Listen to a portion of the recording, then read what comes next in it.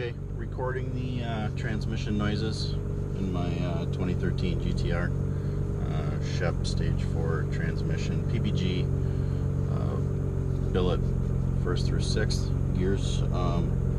Car is probably not made more than 1100 wheel horse in my possession.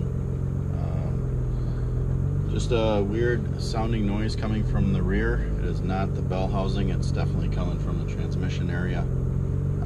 And 4th gear is the worst. It's actually almost non-existent in 1st. You can hear it fluttering a little bit in 2nd, pretty quiet again in 3rd, but 4th is pretty bad. So we're in manual 1. I'll start off in 1st gear here.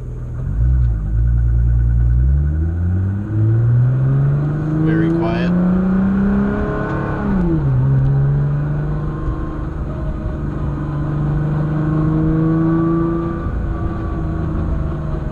Just hear the grinding a little bit from the rear when you're on decel in 2nd.